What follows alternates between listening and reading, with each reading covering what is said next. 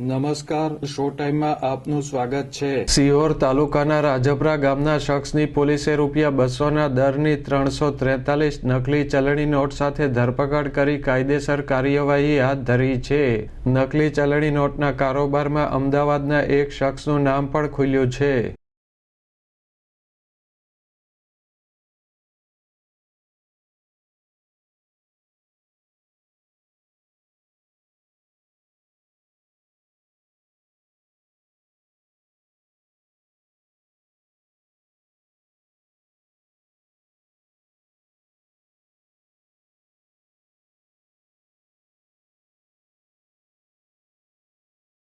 LCB police ભાવનગરના railway station વિસ્તારમાં પેટ્રોલિંગમાં હતી। તે દરમિયાન રેલવે સ્ટેશન નજીકથી સિહોર તાલુકાના રાજપરા ગામના અજય પોપટભાઈ બુધેલિયાને ₹200ના દરની 343 નંગ ભારતીય ચલણની નકલી નોટ સાથે ઝડપી લીધો હતો।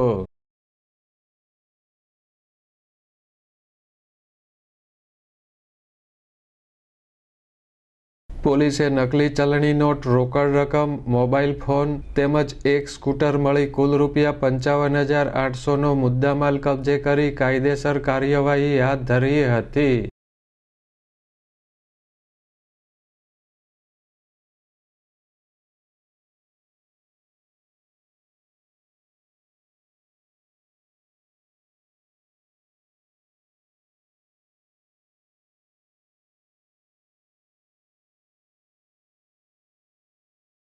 નકલી નોટના કારોબારમાં અમદાવાદના એક શખ્સનું પણ નામ ખુલતા પોલીસે શખ્સને ઝડપી લેવા કાર્યવાહી હાથ ધરી છે।